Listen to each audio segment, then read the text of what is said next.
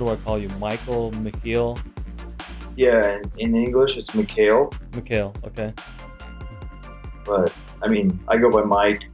Whatever is easiest. I go by Mikhail. That's my real name. Okay, Mikhail. I'll go with Mikhail. Okay. Anyways, first of all, thank you for making the time for this. For coming on. Honestly, when I reached out to you, I was like, dude, I have no idea if this guy's gonna reply, but I'll give it a shot. Yeah, I'm pretty responsive. I'm extremely busy. I just had a long. I'm a little bit tired. That's probably. I don't know if you can see it, but I worked all night and Really? I haven't slept yet, so I'm a little tired. But yeah, I can. Okay. I'm Okay. good. Cool. So, uh, I know your profile says MMA fighter, um, police officer, ranger, veteran, and just from what I know a little bit about you, you you were a ranger. Now you have the Ranger Road thing that you follow. The hog hunting is one of my favorites that you guys favorite things you guys do, which is pretty awesome. Yeah, Um, tell us to tell me or tell us a little bit about yourself, maybe kind of your past and how you got to where you're at, and then if you're willing to talk about kind of what you do now, and then we can definitely touch on Ranger Road and what you do with the veterans and that type of stuff. sure. Long story or a short story? Long story. We got all the time in the world. As long as you have time, I have time, sir. Well, I'll make it. Um, It doesn't have to be super long. We don't have to go into details, but yeah. So and in English, right? yeah, yeah. Yeah. Okay. So I immigrated, born in Russia and Kazakhstan. Then we immigrated to America when I just turned 8 years old. So I was a little kid. Hmm. We went from Russia, born in Kazakhstan, and then moved to Mariupol, Okay. and then from there we moved to Rome for 3 months. We were waiting for the U.S. to give us legal documents, or alien cards to move to America. Hmm. Um, Kind of something I give my dad props to, because I don't know if I would ever be able to move to a different country with nothing, Dude, same. Um, yeah. But long story short, yeah, we lived there in Rome for 3 months. I remember little things like washing windows and trying to, earn a few bucks Hmm. that way. And then we to Sacramento, and Sacramento, um, started, the typical thing. Went to school. It was a little harder then than I think it is now for other individuals moving here, because when we came, there weren't any other Hmm. Russians. So you got to learn English right away. And then at that time, it was 89 when we came. So the Russians were the communists. They weren't known in a good way. Yeah. And so I got into a lot of fights. Just normally, just it was. I don't know if it was my fault or their fault, but just growing up, not speaking the language, and got in a lot of fights. But I always loved sports, and then I got into. Um, my dad would have me work like most Russian individuals, just earn a few bucks where I can to help out, Hmm. and then. I got into sports. I got into wrestling, and I picked up on wrestling, and I started late. I picked it up in my freshman year in high school, Hmm. and just picked up on it, and was naturally good, or physically. I've always been physically gifted. Just I can eat a cheeseburger, and then I'll just poop it out or whatever. Yeah. Doesn't store in me. So just genetically, I've always been gifted, I guess, or had the upper hand. And so I've always, played sports and Hmm. wrestling. I did well in wrestling. I went to regionals. I went to nationals. I went to Japan with the California team, um, and had a good time. I enjoyed wrestling because it's a one-on-one sport, which Hmm. means I have to rely on teammates. So if I screw up, I lose. or if I do well, I'll win. Where in a team sport, in a football game or a basketball game, if somebody else on a bad day, they screw up, it can You pay for it. right the whole team, right? So Yeah. that's why I like individual sports because it all boils down to me. And if I do well, then I'm gonna win. If not, then it's my fault. So, anyways, um, yeah, growing up, pretty broke. My dad had a missionary to Russia with love, and so all the everything was based around helping Russia and Ukraine, and I hated it. I used to freaking hate my dad Yeah. because everything went over there, and I felt like I didn't have anything, but little speed bumps here and there. So grew up in a Russian family. Six kids total. Hmm. My sisters, one brother.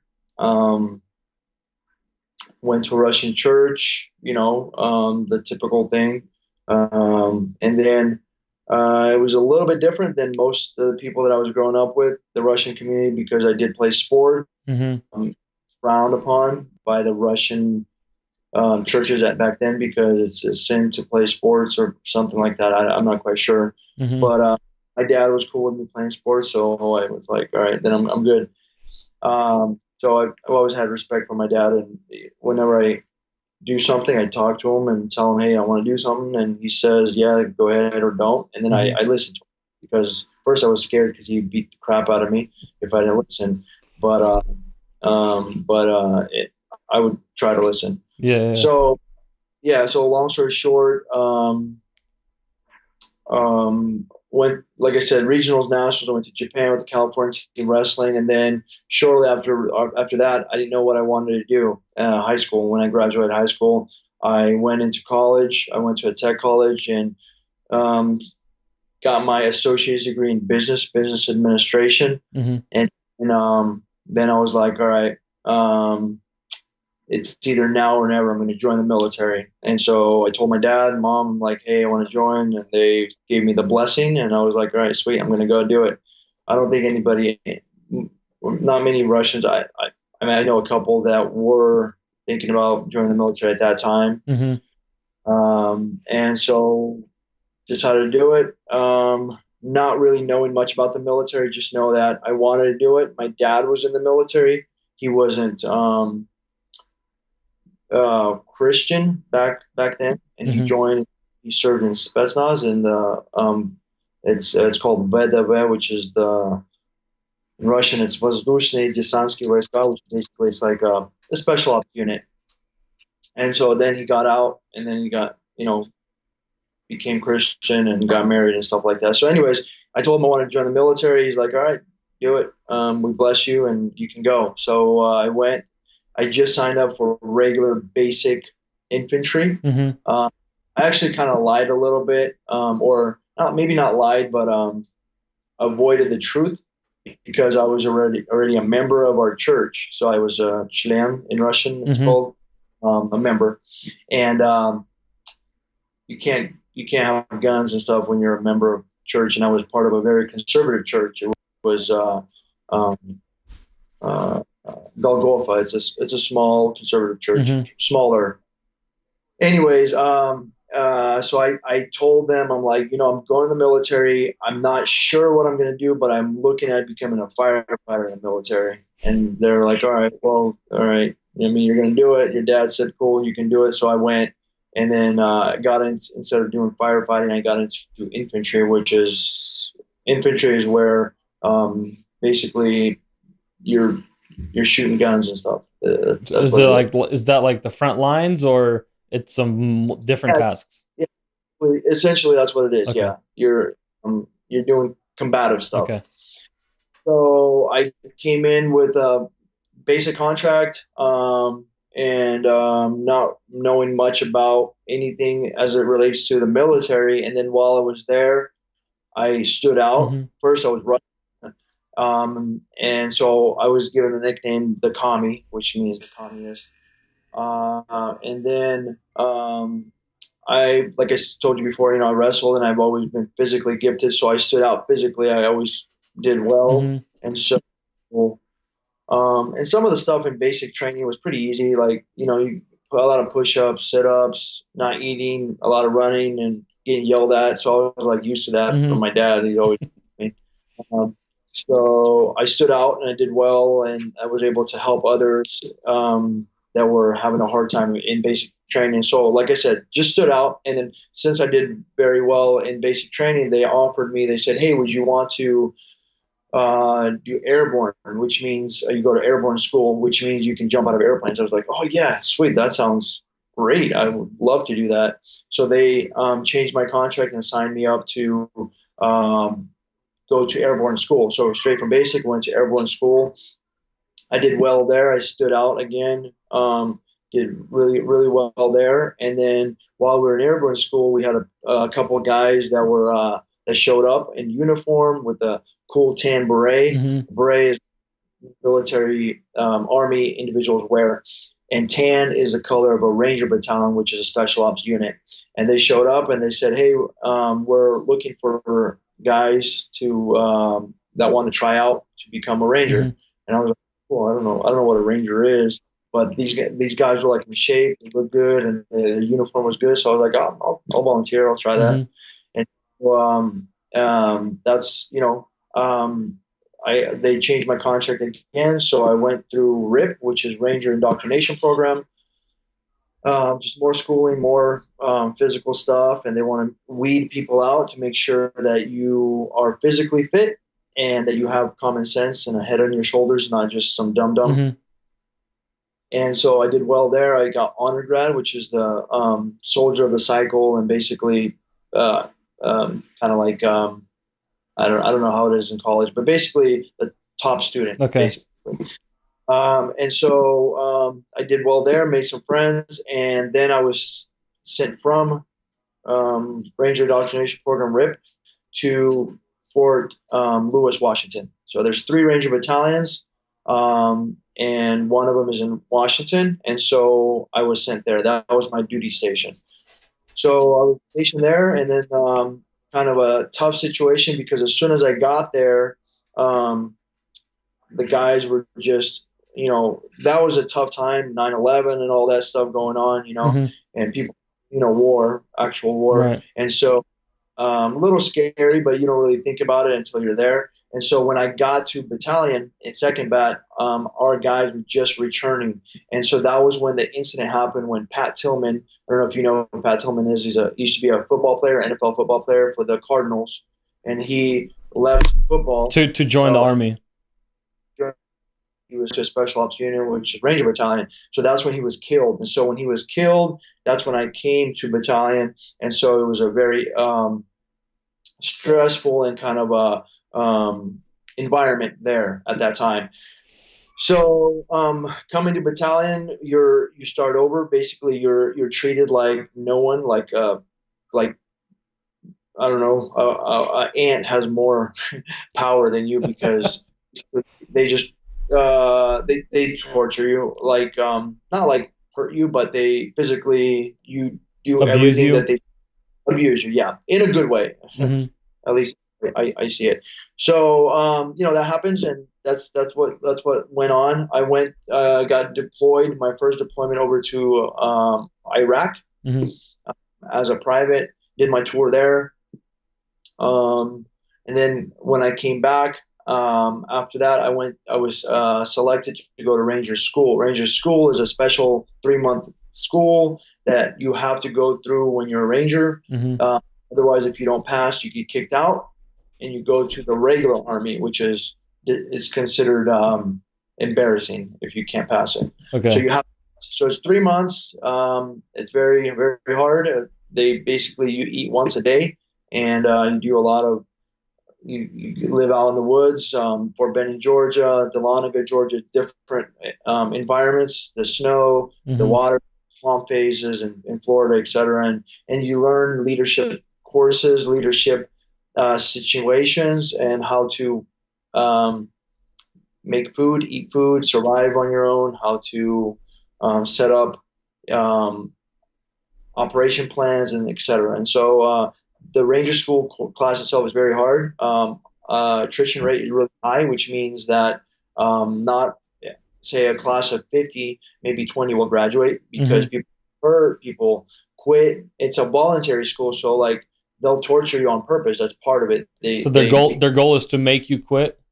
make you quit. Exactly. If you don't have the mental toughness to put up with it, or you start stressing out, or lack of sleep, people start hallucinating and stuff like that. So Hmm. anyway, long story short, I graduated. I got a soldier of the cycle in the honor grad, which Hmm. means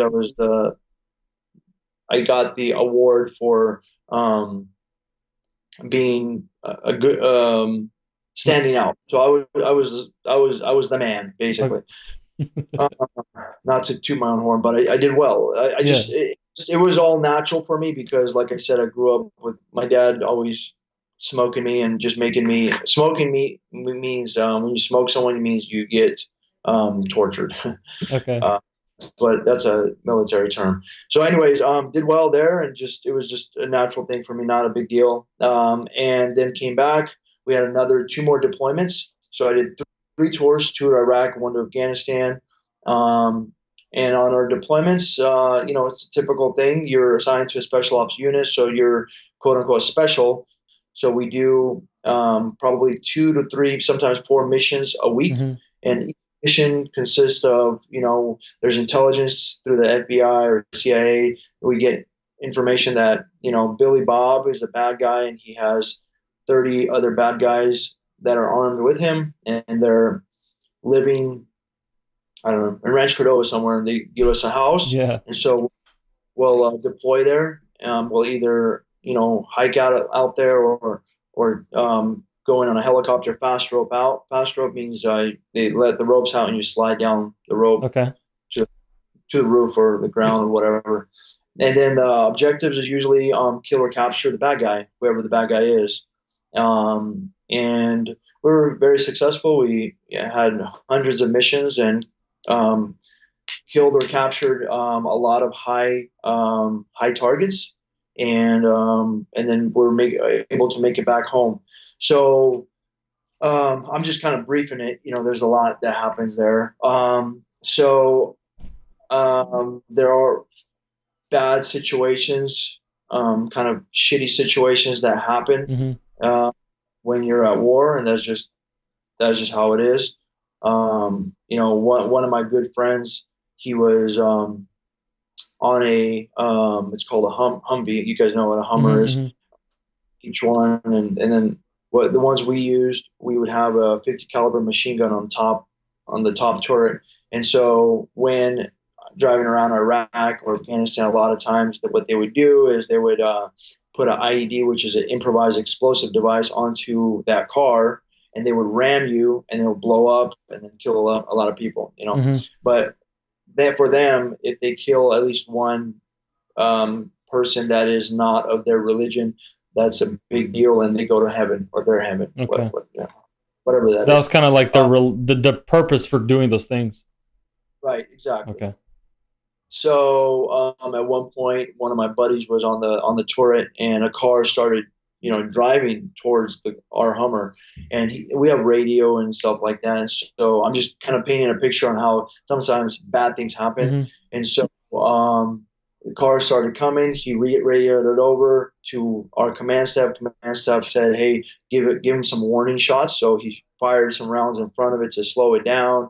It wouldn't slow down, kept going, and so he was left with the decision. And so he unloaded on the car, Hmm. not unloaded, but fired a lot of rounds at the car, Hmm. and eliminated the car. In the car, there was two men, they were bad guys. There was an IED, which is a improvised explosive device, which is a bomb. If it was to hit us, it would explode. And then unfortunately, there was a woman, and she was pregnant in the car too, and she was killed.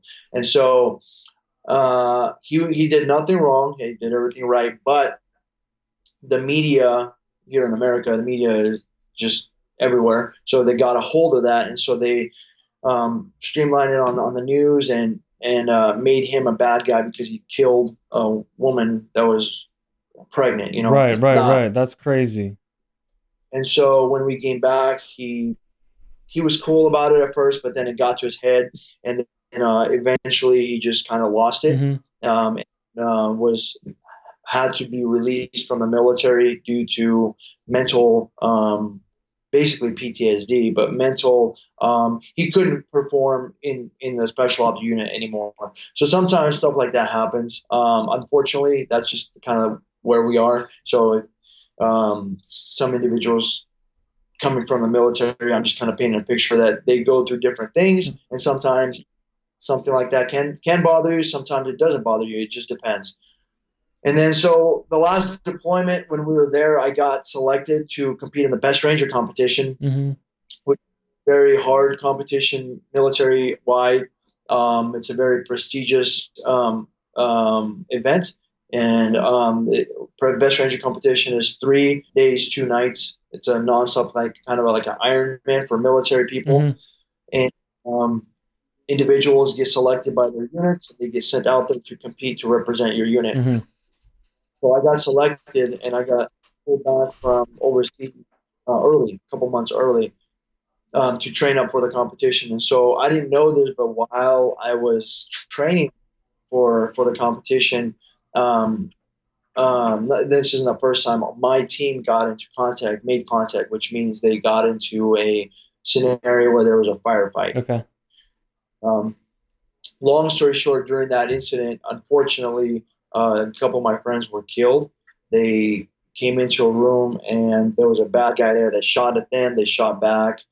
They killed the bad guy, but they were also killed. And it's kind of I didn't know about it. I think they well, I don't know purposely, but just kind of worked out that they didn't tell me, because I think that if they told me, it would have affected me, and I wouldn't be able to train for the Perform at competition. the competition. Yeah. So long story short, it was kind of a bad situation. And both the guys, one was married and he had a baby on the way. The other one was already had a baby, and then he had a girlfriend. So like, Wow. we're tough situation. So going to that funeral and being around that, and then their their significant others crying, it's really, really, really emotional, and kind of sucks. And then yeah, it's just kind of a shitty situation. Right. Right. But that's part of the military. And then while I was doing the Best Ranger competition, I was teamed up with a good guy who has competed before, 2 times before, and then I was just young buck, just happened to be teamed up with him, and then we ended up winning the competition, and we won it by landslide. We were just we smoked everybody by a lot of points, and so the competition consists of a lot of shooting, fighting, jumping out of airplanes, swimming, running, just a lot of military things that you have to put in, and it's nonstop, so you don't sleep, you have to eat on the go, and people start hallucinating at night when you're not sleeping after a couple nights, and so very tough competition. Unfortunately, I we ended up winning. Nice. And so that was cool. And then while in the military, I enjoyed it, but I always just wanted to do it and get out. And Mm-hmm. so after winning the competition, I made up my mind, and I wanted to get out of the military. So I told my command staff I was going to get out. They offered me a lot of cool things to do, and if I was to stay in, but I Mm-hmm. was already in my mind I wanted to get out, just because it's fun, but it wears on you, and it's very difficult on being around different situations, and it's dangerous, of course. Yeah. Physically, mentally. Yeah, yeah. So got out and came to Sacramento. Didn't know what the heck I would be doing, but I stumbled across a good friend of mine now, Uriah Faber. He was fighting at a Team Alpha Male. Met him. We hit it off. Became good friends, and started fighting. Started training at first, Mm-hmm. and then while I was training, I also was introduced to law enforcement. A friend of mine wanted to become a cop. I never thought I'd be a cop. I went with him. We did some paperwork, and I ended up getting hired, Mm-hmm. and went through the academy.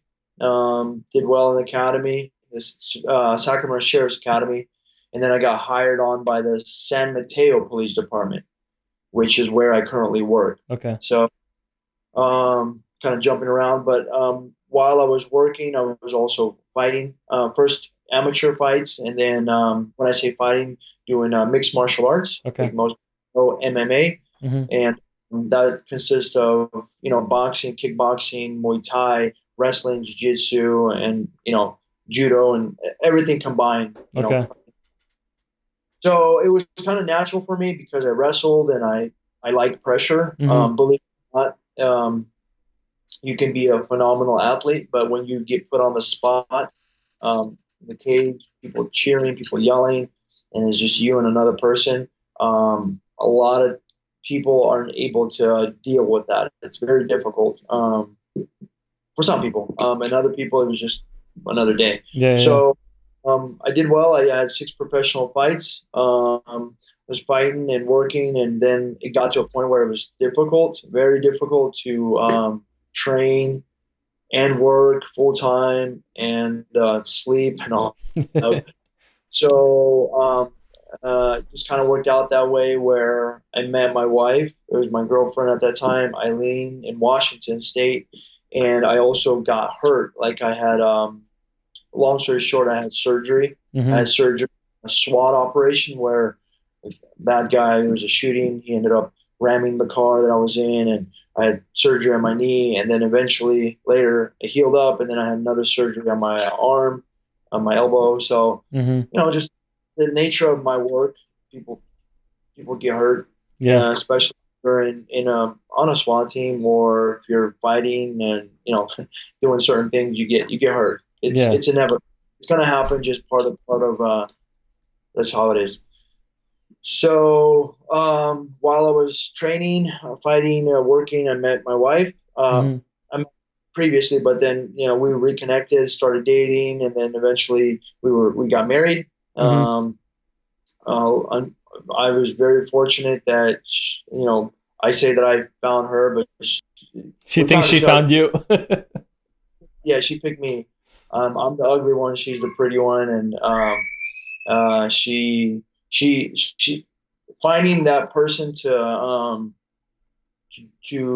get married to is difficult. I think. Hmm. Like I said, I was fortunate, and she understands my problems, quote unquote, I guess, or my issues Hmm. from the military. I have, everybody has their own disabilities or their own problems or issues or Right. whatever. Right. Right. So, based on physical disabilities and some of the stuff that we've been through and seen and losing your friends and stuff like that. I'm not going to get all mushy on it, but it definitely puts a toll on your body. Yes, You sir. know, it gets you. I mean, if you picture you got a good friend and then he gets killed, and then you got to talk to go to the funeral and then family and all that other stuff. Uh, it gets hard. Yeah. So long short, I got my issues, and fortunately, she puts up with that, and she lets me go work out as much as I need to release my stress. Hey, Uh, you're a lucky man. Yeah, exactly. Yeah. So I do my part as much as I can. But she's definitely uh, um, a keeper and obviously makes me a better person. Yeah. Yeah. So Yeah. yeah, so that's kind of everything in a nutshell up to now. We got married, traveled the world, didn't have kids for a while, and then we um, Hazel. We had Hazel last year. Hmm. Um, and she kick ass. Meaning, a lot of my buddies were like, "Well, people I knew, oh, when you get married, your life is done." I was like, "All right, that sucks." But then I got married, my life wasn't done, and it was actually cool. And then, Nice. oh, when you have kids, oh, you're done. You can't do anything. But nah, man, if you marry the right person and you have a busy lifestyle and make it fun, it's all good. I'm still training. I'm fighting. I'm doing a lot of stuff, and I got the kid with me, and we're pregnant with number two. So staying Nice. busy. Congrats. Yeah, thank you. So I also found my niche, I guess, in I founded a veteran nonprofit organization. Since I did so well in the military, I would have a lot of individuals that knew me. When I did the Best Ranger competition, it was televised. So a lot of people knew who the crazy Russian guy was. Yeah. Yeah. The they knew of me. And so I would get a lot of emails, messages, etc., asking, "Hey man, you got out of the military, you got married, you're fighting, you got a job, everything looks good. You're going to church, etc." And there, a lot of guys getting out are having a hard time. Alcohol, substance abuse, drugs, and stuff like that. And it's difficult. And Right. so they were asking me, what did you do? And I didn't really pay attention to it. But when I got hurt, when I was out of work and wasn't able to train, I kind of thought about it and had some time to decompress. And I was like, what? Why is it working for me and not working for my friends? So what I learned was staying busy, Mm-hmm. staying active, being involved in church, or surrounding yourself with good people, having a job, not sitting on your butt. Some people drink their sorrows away. Mm-hmm. All that stuff. You want to stay busy, even if it's, I don't know, helping people. It makes you feel good about yourself and you're helping individuals. So that's what helped me. And so what I started was Ranger Road. Okay. So I started the nonprofit organization, basically work with veterans with disabilities, guys and gals that got hurt, that got shot, that got blown up. And then what we do is we do extreme sports like skydiving, scuba diving, racing cars. We were with Jay Leno racing. We have a race car. We do scuba events. This is one of our skydiving shirts, but we Sweet. do a lot of sailing. We race sailboats in San Francisco, and the list goes on. And so staying active and busy, and unfortunately, the only kind of downside is I'm so busy. I don't really have much time to be involved with church as much as I would like to. Mm-hmm.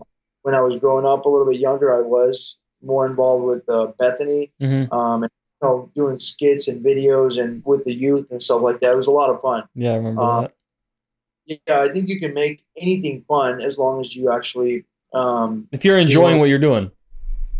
Exactly. Yeah, you can. Exactly. You gotta enjoy life and enjoy what you're doing. Otherwise, you're gonna be miserable. Yeah. So, yeah, that's kind of in a nutshell. That's my life, and I'm happy. Everything's good. This coronavirus sucks, Yes, but sir. besides that, everything else is good, man. That's Um, crazy. Couple things. First, before we go on, and whoever's going to be listening, Ranger Road. Where can people find Ranger Road and see if they can help out or be part of it? yeah, we have a phenomenal website. Mm-hmm. It's called rangerroad.org. It's RANGERROAD, rangerroad.org. Okay. And we go through, we encourage people to come by, volunteer. We're all volunteers. We actually pride ourselves in giving back 100% of the money that goes into Range Road back to the veterans. We have no paid staff, and we do a lot of fun stuff that most young individuals would love to do, from skydiving to Spartan races to scuba diving, and you get to help out to work with disabled vets. So it's a double whammy. Right. That's super cool. So if you guys are watching, when you'll be watching, we'll definitely have a link down below in the description. You guys could find that. Two is, you mentioned Uriah Faber. Crazy. Just a real quick story. I was at the mall and he's there with this kid and he got his bangs in his hair, probably trying to make sure not too many people notice him. I notice him and I'm like, hey, what's up, Uriah? He's like, hey, what's up, man? And for some reason I thought that was his second kid. I'm like, hey, is that your second kid? And he says, no, I just have one. I'm like, oh, okay, I'm sorry. He's like, is this your kid? And I had my son in my stroller. I'm like, yes. And he's like, who's this? I'm like, and that's my kid. And he's like, who's this? I said, and that's my kid. And he's like, and who's that? I'm like, oh, and that's my daughter. He's like, how many kids do you have? I'm like, four. He's like, are you Ukrainian?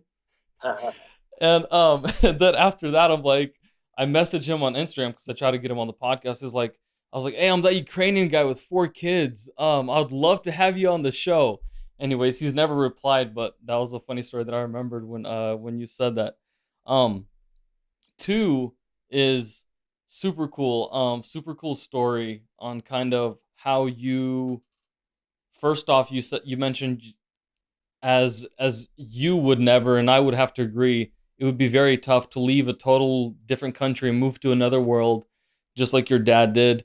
Yeah. Probably the best thing that our parents did when they came to the States for Yeah. us and for themselves. So, and just your story starting there and going all the way to today. Um, it's cool to know that yes, life is difficult, but like you said, if you persevere, you stay tough, you fight, you can stay physically strong even though you'll hurt yourself, but most of all mentally strong and mentally healthy, which is super important. And I like to talk a little bit about now that you're a police officer, so more career based. What is it exactly that you do? And you don't have to go into certain details, obviously. But let's just talk about like as a police officer. And I don't know if you're in a special division in the police force that or the county that you're working for. Just talk about maybe what it is you do, your daily schedule, maybe your weekly schedule, um, and so maybe someone looking to work in a similar career path, just so they can just give some insight to this. Yeah. There's quite a few Slavic police officers and CHP officers now. Mm-hmm. So my cousin Alex Venikov, he works for West Sac PD. My little brother is now Joseph Venikov. He works for San Mateo Sheriff's Department, and the list goes on. But Okay. it's not for everybody. It was for me. It was a smooth transition out of the military. It's like anywhere else. Mm-hmm. You, everybody has a niche and what you're good at.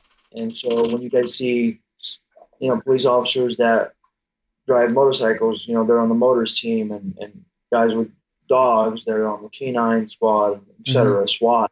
So with my background, was I got onto the SWAT team quite quick. Mm-hmm. As soon as probation, I was given the opportunity to try out, and I made the team and got onto the SWAT team. And then there's competitions there that we've done, but it's a very physically challenging or physically demanding position Mm-hmm. because you're always in gear and you're doing some dangerous things. You're going in with it's for those that don't know, SWAT means special weapons and tactics. Okay. So any dangerous environment, the SWAT team gets called out to take care of the problem. So Um, this is a knowingly dangerous environment. Now, I mean, many police officers walk into dangerous environments sometimes not knowing, but this is no a knowingly dangerous environment. yeah, and you bring up a good point. Sometimes, a lot of times, police officers in uniform, regular, it's called patrol, Mm-hmm. working patrol, can come into a house on a some sort of disturbance call, not really realizing, hey, there's a bad guy there with the gun, he's going to shoot you. So Mm-hmm. that's more dangerous if you look at it that way. Whereas the SWAT team, we were responding to a house that a known drug dealer that has guns, or we know these things and we come in prepared. So it's a Okay. different type of scenario.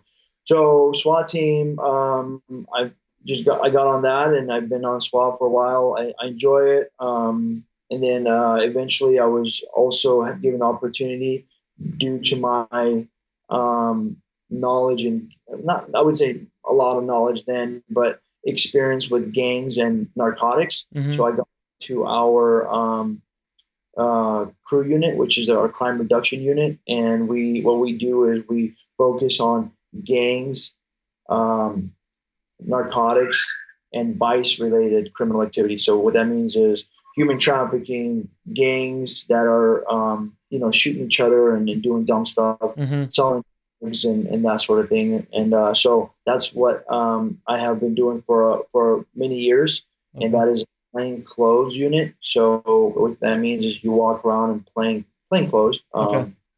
And So I think the Slavic community thinks or know it as an undercover, but Okay. there's very few real undercover positions. Mm-hmm. Uh, this is not undercover. This is plain clothes, and Okay. so um, that's the best way I can explain it. I mean, Uh, that makes sense. yeah. And so, yeah, the focus is of our crime reduction unit is to address those issues within the city, buy, sell drugs, catch the bigger bad guy, and make them or put them away Okay. because they should be hurting people. So a typical day, I'll just go over a patrol Mm-hmm. officer's typical day. There are three shifts in San Mateo: day shift, swing shift, and midnights. Midnight or I enjoy swing shift. Swing shift is from 2 p.m. till 2 a.m. Mm-hmm. That's your 12 hours, and you come to work. You go to lineup. You go over some of the stuff that has been addressed or any crime activity that has happened the night before or what needs to happen. And then we have a workout session, either ourselves or some streets. You're in a patrol vehicle, you have your laptop, you know your problem areas, you're assigned to a special division or location in the city, Mm-hmm. and you stay here and you enforce the laws and you look for criminal activity, but you're also responsible for 911 calls. So if you were to call 911 right now, depending on where your jurisdiction falls, either the county or the police department would respond and ask you, "Hey, what's wrong?" Mm-hmm. And then if there's a criminal activity that happened or somebody robbed you or stole something or beat you up or you're fighting with your wife or whatever, then that's the police officer's job. Somewhere in there, you have code, which is lunch. Mm-hmm. We have our lunch, and you can bring your food and eat in at the police department, or you can buy food and eat somewhere, whatever you want to do. Mm-hmm. And then you're working, and then you're by 2 in the morning, you're done. Clean up, go shower, go to bed, and then start it again. So we work 4 days on, and then we have 4 days off. Okay. So the shift is longer, but then you have a full 4 days off. Okay. That's a typical kind of a boring situation scenario that I'm painting for you. Mm-hmm. Relates to a patrol officer. When it comes into play with SWAT and you see stuff, uncover stuff or narcotics or gang and stuff like that. I'm not going to talk about that because it's some of the stuff that's still ongoing investigations. I can't really bring up or anything like that, but completely different because you don't. Anytime you're in a special ops unit whether it's SWAT or a narcotics team or a gang unit, you're working with smaller groups Mm-hmm. and you have a lot more leeway to do Mm-hmm. things Mm-hmm. and find the crooks. And you also work with CIs, which is confidential informants, Mm-hmm. who pay money to their bad guys that live in the streets, but they decide to give us information or buy drugs for us or whatever the case may be, or tell us, hey, there's a bad guy in there, he has a gun or whatever the case may be. Okay. Then we do a plan and get the appropriate units involved and make the problem go away. Okay. So, real quick question about that. When you're part of a SWAT team, is that your every day you're on a mission, or are you put your regular, say you're usually patrolling and you have a SWAT mission a couple times a week? How does that? Yeah, I'll address that. Depends on what city you work for. Most cities are it's called a part-time position, which means you're a full-time SWAT officer, Mm-hmm. but you don't sit around and do SWAT stuff all day every day. Okay. You patrol, Mm-hmm. but you have an emblem here that says SWAT, and then you have your gear in the car. And if a scenario comes up, then you get activated. Some bigger cities or more active cities like Sacramento, Los Angeles, bigger cities, Mm-hmm. there's a lot more bad stuff that's going on there. And so they're full time SWAT. That's what they do. That's it. So it just depends. Okay. Gotcha. That's pretty interesting. So you said 4 days, four on, four off. Does that also depend on county or city that you work with, or is that pretty typical? Yeah. Yeah. It's typical. It's pretty close. But some cities you work 4 days on, then you have 3 days off. You work 4 days on, you have 4 days off. It rotates. Ours specifically is 4 on, 4 off. Okay. Okay. Okay. Pretty sweet. Okay, please. Um, so some people did send in questions on Instagram. They were pretty dumb questions, so I don't even know if I should ask them. Like, if he keeps the drug money that he finds, if he keeps the drugs that he finds, if he profiles people, blah blah blah, so on and so forth. So definitely not gonna talk about those things. I'm sure everybody follows protocol and does the right thing. Yeah, there's a procedure you have to follow. We do keep the money as evidence. Okay. Everything is logged into evidence. Everything gets photographed. The narcotics gets weighed and tested, etc. So there's a process that needs to happen. So no, I'm sure people have seen movies and shows and all kinds of crazy stuff. It's TV, as you guys know, is different than real life. Yes, sir. Yes, sir. So another interesting fact, kind of about what we're talking about here, is you have definitely a different story compared to civilians trying to become maybe SWAT members or police officers, because you have had that extra knowledge and experience from your from serving in the army and the special forces in the army and things like that.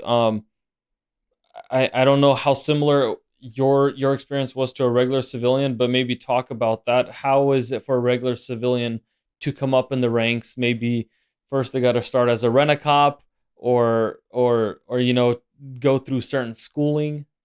Do you know how that Um, works? yeah, it's pretty close. I mean, you everybody has the same test, physical test, written test, and some people make it, some people don't. As a former military individual, if you're applying for a police position, Hmm. you do get some points. So basically, like say, I'm not gonna give you the exact number because I don't know what it is, but like if the cutoff is 50 points Hmm. and you take the test and you do the physical test and you're a civilian and you get 48, you Hmm. don't make it. But if I get 48 and I have military background, I make it. You know what I mean? I don't Okay. know what exactly the allotment is, but there is a uh, you get some privileges if you have been former military. Okay. So this might be a, I don't know, a funny question or not, but so you talk a lot about like physical ability and physical strength.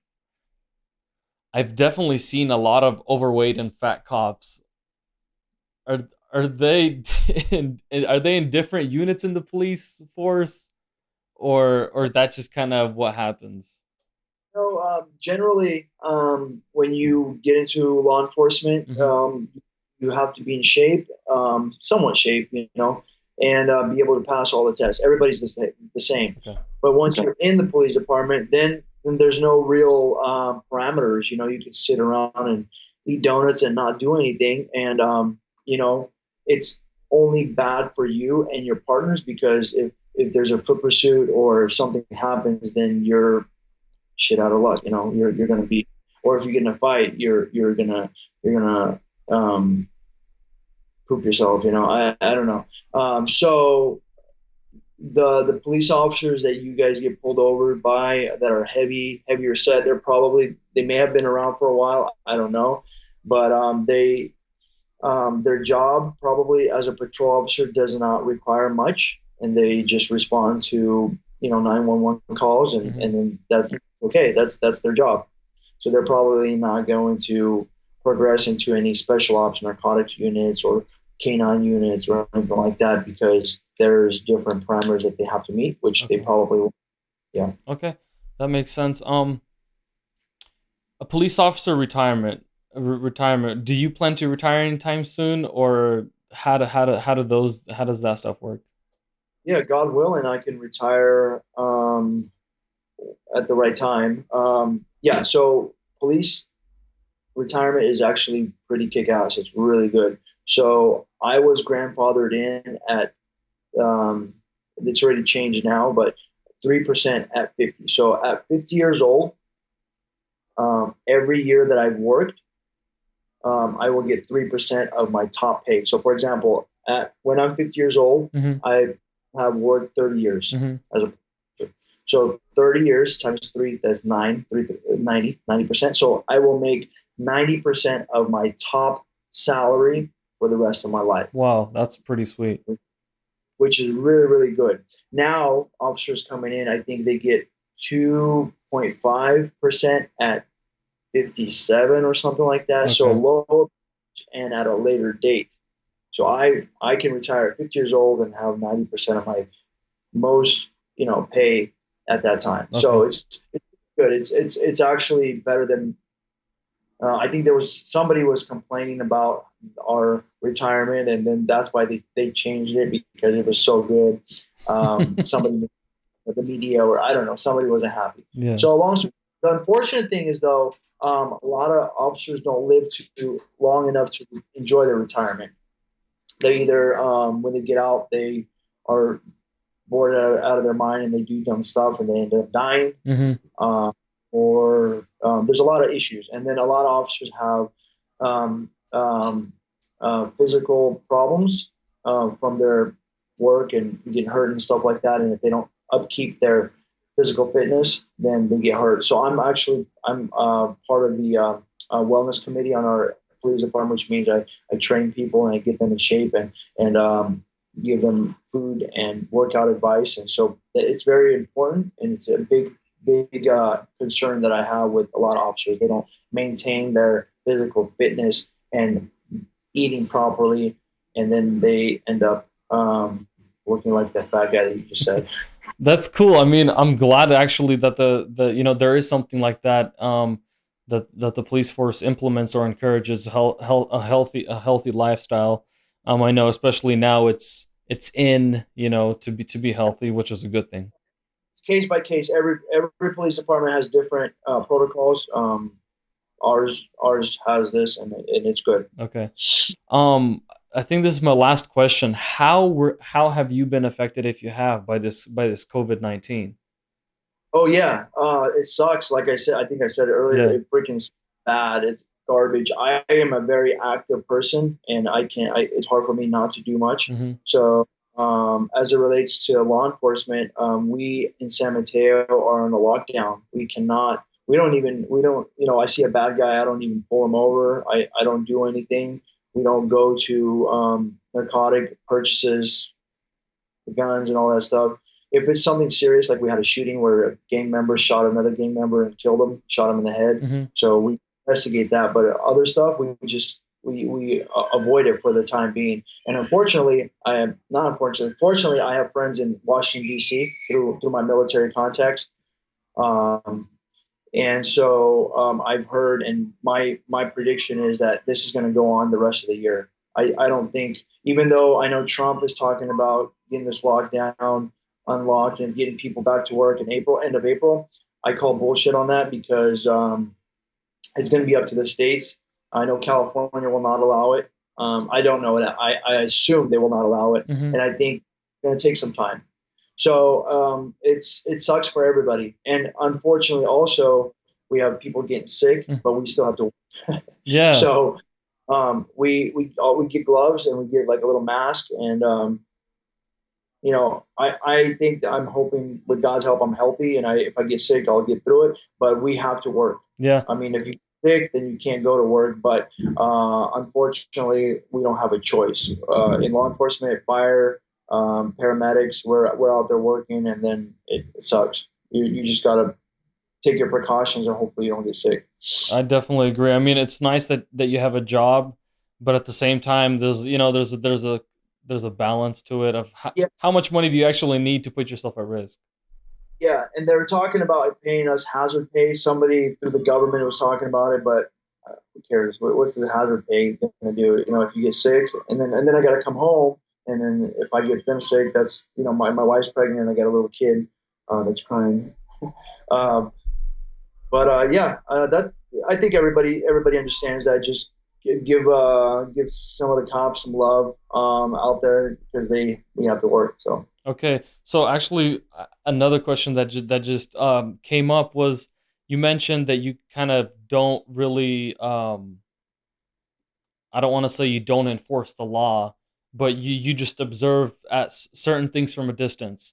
I heard some states say where they were actually releasing criminals from jails and police officers, and hey, if it's a nonviolent crime, you're not going to be persecuted. How can sit like good citizens that aren't committing crimes, how can we best protect ourselves or report certain things? You just report it. You just have to report it. So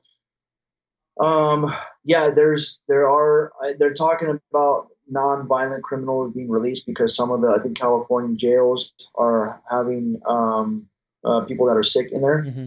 Um, because again, too many people want the spot. But what people can do is, if you see something, avoid it. But maybe if you can record it somehow, be a good observer, and then call the police. We still respond. We still enforce the law. We just don't go looking for problems. Okay. You get what I'm saying? Yeah, yeah. If you call San Mateo, at least call 911. We're going to come out there. We're going to respond, Hmm. and we're going to do what's necessary. But we're not out there kicking in doors and looking for bad guys. Okay. Right. Okay. 10 Yeah. 4. All right, Mikhail. I want to thank you again for your time. Thank you for talking to us and kind of sharing your story. Super interesting to me, especially after the fact I was watching you in videos since I was 16. So it's definitely nice to catch up. Yeah. Yeah. Well, thank you for having me. I appreciate it, and maybe we'll do this again. Yes, sir. All right. Take care of yourself and your family. All right. Thank you. Yep.